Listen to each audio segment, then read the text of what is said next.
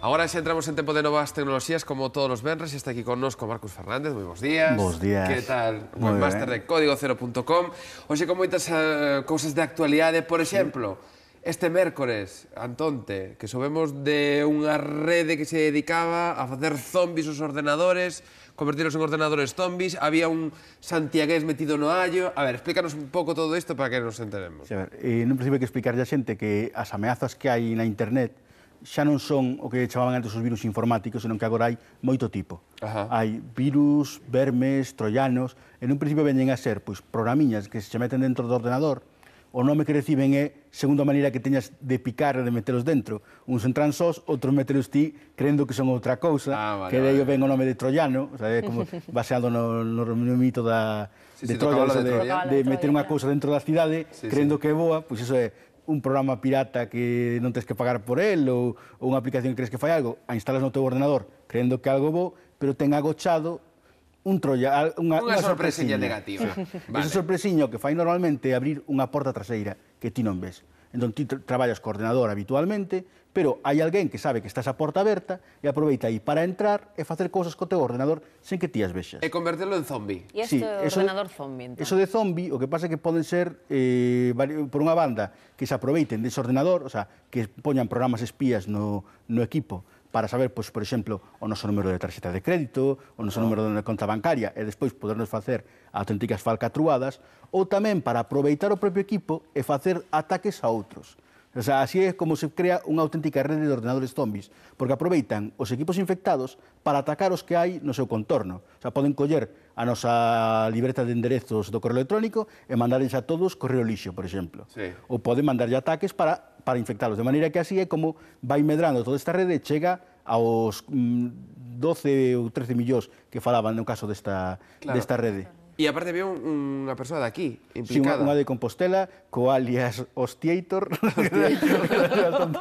É un mozo de 25 anos que colleron, pero bueno, ainda non sabe como van facer, se demostran que é realidade de él ou non. Porque unha cosa que sí que dixeron é que non son, os tres que pillaron non son expertos en informática. Iso é que che vai dicir, que me chamou a min a atención, porque para facer estas cousas que parecen tan complicadísimas e que non eran tampouco alá moi expertos. Porque o parecer o que fixeron foi mercar esta rede no mercado negro. O sea, hai xente que se dedica, pois, por exemplo, a coleccionar números de tarxeta de crédito e vendelos ao mellor postor. E tamén venden redes de ordenadores zombi, moitas veces que é para lanzar correo lixo. Porque o do correo lixo, inda que un pense que a xente non pica nesas cousas, con que pique un de cada 1000 ou un de cada 10.000, xa fai un negocio moi rendible. Que cousa, non? Sí, o sea, estas típicas cosas de que andan vendendo medicamentos pola internet, cosas desas, dan moitos cartos. O que pasa é que teñen que molestar a 10 millóns de persoas para vender 10 unidades. Pero o caso é que, como xa é moi barato molestar a 10 millóns de persoas, pois aproveitanse destas cousas. Bueno, e que novidades pasan coa PlayStation 3? Que parece que os usuarios tiveron aí un momento de crise. Volvemos outra vez aí ao ano 2000, Foi unha cosa moi curiosa, de feito neste caso creo que é inédito por un detalle. Hai un par de anos, pasou que o día 31 de decembro, o reproductor multimedia que ten Microsoft deixou de funcionar durante 24 horas porque non detectou que o ano era bisexto, entón non entendía a data. Pero, en cambio, esta semana, o día 1, pasou algo semellante a PlayStation 3, pero do revés. Detectou que este ano era bisexto. Cando non o é. E non o é. Intentou poñer a data no 29 de febreiro e os chips que tiñan dentro dicían, non, esta data non existe.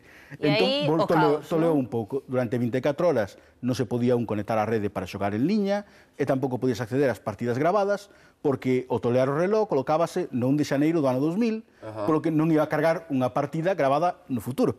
Claro. E como resolveron o problema? Ao final non fixeron nada. Deixaron pasar as 24 horas, pasado o día... Iso si, pediron desculpas. A casa pediu desculpas. Foi unha cosa un poquinho irresponsable o de non lanzar un parche de emerxencia nin nada, porque foi simplemente esperar e deixar que se arranxe só. Inda así, eu non entendo moi ben como detectou que bisexto este ano, porque se pensamos, o único particular que tiña este ano é que era no Santos Xacobeo. Sí. Polo que igual o bug da PlayStation 3 é que falla nos anos Santos Xacobeo. O sea, que o seguinte fallo será no 2011. Sí, o que ten é que, se é verdade que iso é así, pois deberían cambiar o nome, decir que en vez de ser o efecto 2000, pois chamarlle o efecto Xacobeo. Efecto Xacobeo. Pois non, que esa é moi mala publicidade para nós, Pues mira, eu creo que con tal de que se diga o nome do Xacobeo estaría ben, é publicidade. Sí, unha maneira así, que falen de nós e de que se xa mal. Bueno, houve outra feira recentemente, Sí, non? vimos da feira de móviles hai pouco e agora empezamos cunha feira de electrónica en xeral, que é o CeBIT, que é en Alemanha,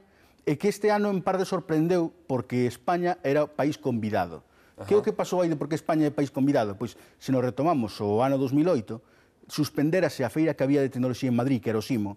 Entón viron que a xente toda que tiña algo que presentar en España non tiña un sitio onde acudir. E chegaron a un acordo coa principal feira mundial, que é esta, o CeBIT, e así agora este ano España tivo unha presencia especial.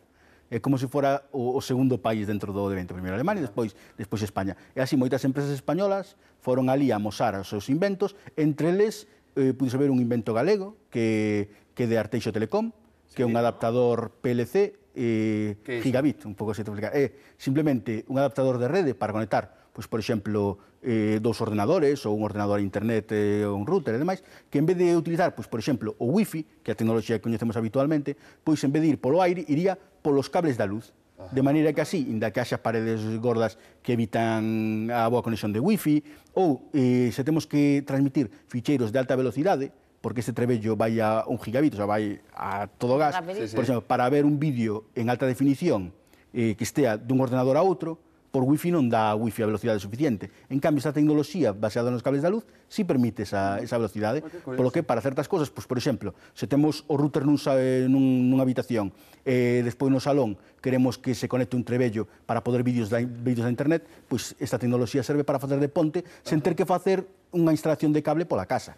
Pero esa é a pregunta que che quero facer, porque ese material xa está nas tendas. Sí, está nas tendas. Funciona ben? É recomendable que a xente o colla? Que nas tendas hai varias calidades. Hai nos de varias velocidades. Este novo de Arteixo Telecomo que ten que moi rápido, moito máis rápidos que os normais que hai nas tendas. O sea, que dependerá tamén do tipo de usuario, pois se lle compensa un dos barateiros ou tirar xa por este mellor. É como cando compras calquera aparato. Según o grado de exigencia, pois vas aos vos ou vas aos ruís. Bueno, pois nada, quédanos estas recomendacións. Graciñas, Marcus.